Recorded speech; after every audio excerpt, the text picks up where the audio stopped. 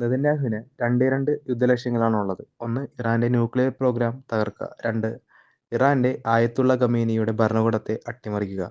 അവ സാധ്യമാകുമോ ഇല്ലയോ എന്നുള്ള കാര്യമാണ് നമ്മൾ ഈ ഭാഗത്തിലൂടെ വിശകലനം ചെയ്യാൻ പോകുന്നത്. ഇസ്രായേലിന്റെ IDF-നും ഇന്റലിജൻസ് ഏജൻസിക്കും ഇറാന് എതിരെയുള്ള ന്യൂക്ലിയർ ഫെസിലിറ്റി തകർക്കുക എന്ന കമ്പയിന് വളരെ വ്യക്തമായ പ്ലാനുകളുണ്ടെന്ന് ഉറപ്പാണ്.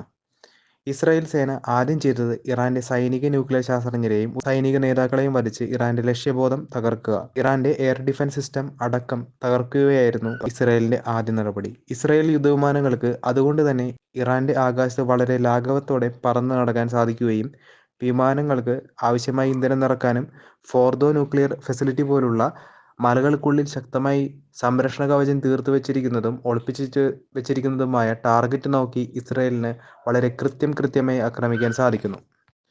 ഇറാൻ ഇസ്രായേൽ സംഘർഷത്തിന് മുന്നേ എന്താണ് സംഭവിച്ചത്? എന്ത് ഘടകമാണ് നെതന്യാഹുവിനെ ഇറാനിലെ ന്യൂക്ലിയർ ഫെസിലിറ്റി നശിപ്പിക്കാൻ പ്രേരിപ്പിച്ചതെന്ന് നമുക്ക് നോക്കാം. US പ്രസിഡന്റ് ഡൊണാൾഡ് ട്രംപിന്റെ പ്രത്യേക പ്രതിനിധിയായ സ്റ്റീവ് വിറ്റ്കോഫ് ഇറാന്റെ പ്രതിനിധികളുമായി മിഡിൽ ഈസ്റ്റിൽ വെച്ച് 2015-ൽ ഒബാമയുടെ കാലത്ത് ഇറാൻ ഒപ്പിട്ട ന്യൂക്ലിയർ എഗ്രിമെന്റിലേക്ക് തിരികെ പോണം എന്നതായിരുന്നു ചർച്ചയുടെ ഉള്ളടക്കം. 2015-ലെ കരാർ അനുസരിച്ച് യുറാനിയം സമ്പുഷ്ടീകരണം നിർത്തിവെക്കണമെന്നതായിരുന്നു അന്നത്തെ കരാർ. എന്നാൽ 2018-ൽ ട്രംപ് ഭരണകാലത്ത് ഇറാൻ കരാറുമായി സഹകരിച്ചു നിൽക്കുന്നത് കണ്ട് ട്രംപ് കരാറിൽ നിന്ന് പിന്മാറുകയാണുണ്ടായത്. നെതന്യാഹു ഇറാൻ കരാറിൽ നിന്നും പിന്മാറുമെന്നും നെതന്യാഹു വിശ്വസിച്ചിരുന്നു.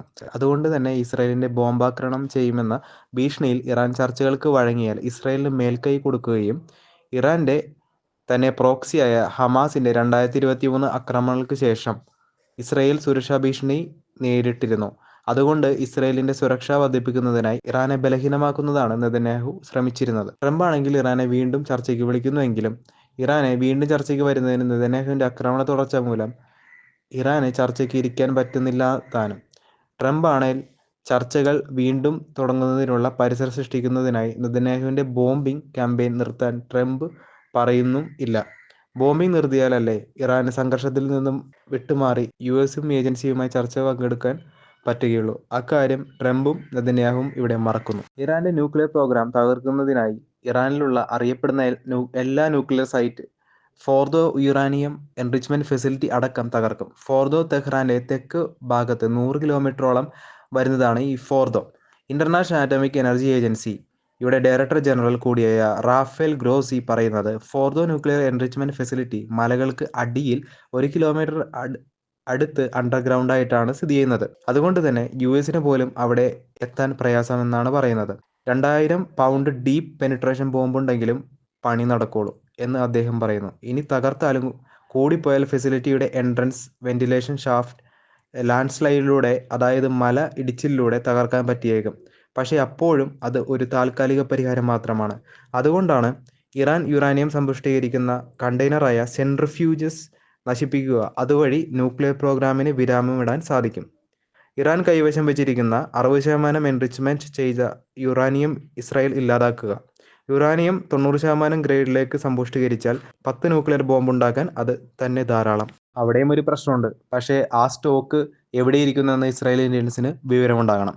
പിന്നെ നെതന്യാഹു വഹിക്കുന്ന രണ്ടാമത്തെ ലക്ഷ്യം ഇറാൻ ഭരണകൂടം തകർക്കുക എന്നതാണ്. ഇറാൻ ഭരണകൂടം തകർക്കുന്നത് അത് സാധ്യമായേക്കും. കാരണം ഇസ്രായേലിന്റെ മികച്ച ഇന്റലിജൻസ് കൊണ്ട് തന്നെ ഉന്നത റാങ്കിലുള്ള സൈന്യ ശാസ്ത്രജ്ഞ മേഖലയിലുള്ളവരെ വധിക്കാൻ ഇസ്രായേലിന് ഓൾറെഡി സാധിച്ചിട്ടുണ്ട്. ഇറാനിലെ അയത്തുള്ള ഖമേനിയുടെ ഭരണകൂടത്തിനെതിരായി നിരവധി പ്രക്ഷോഭങ്ങൾ വർഷങ്ങളായി ഇറാനിൽ നടക്കുന്നുണ്ട്.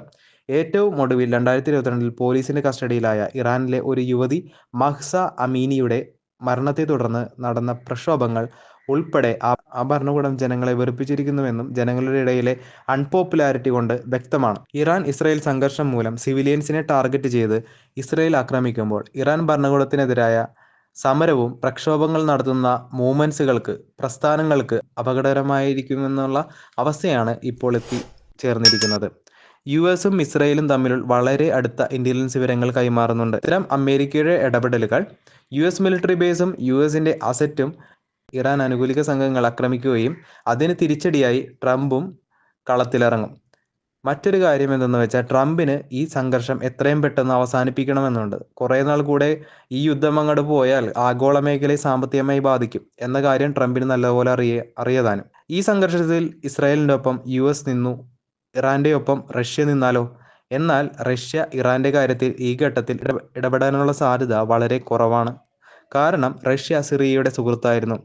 എന്നാൽ സിറിയയിലെ ആസാദ് ഭരണകൂടം അട്ടിമറിക്കപ്പെട്ടപ്പോൾ റഷ്യ ഇടപെട്ടില്ലായിരുന്നു. റഷ്യക്ക് യുദ്ധത്തിനാണെങ്കിൽ യുക്രൈനായിട്ടുള്ള യുദ്ധത്തിൽ നിന്ന് തിരിയാൻ പറ്റാത്ത അവസ്ഥയിലാണ് ഇരിക്കുന്നത്. അതിനിടയിൽ ഇറാനിൽ കൊണ്ടുവന്ന് തലവയ്ക്കുമെന്ന് നമുക്ക് തോന്നുന്നില്ല. ഇസ്രായേൽ ആക്രമണം തുടങ്ങിയപ്പോൾ റഷ്യ ഇസ്രായേലിനെ കുറ്റപ്പെടുത്തിയെങ്കിലും ഇറാനെ സഹായിക്കാൻ ഒരു പ്രതിരോധവും റഷ്യ ചെയ്തില്ല. പിന്നെ നോക്കാവുന്നത് പ്രാദേശിക ശക്തികളായ Saudi Arabia, United Arab Emirates ഇതിൽ പങ്കുചേരുമോ എന്നുള്ളതാണ്. UAE, യുണൈറ്റഡ് അറബ് എമിറേറ്റ്സും സൗദിയും US മിലിറ്ററി അസറ്റിൻ്റെ പ്രധാന ഭാഗമാണെങ്കിലും, അതായത് US-നോട് കൂടുതൽ ചേർന്ന് നിൽക്കുന്ന രണ്ട് രാജ്യങ്ങളാണ്.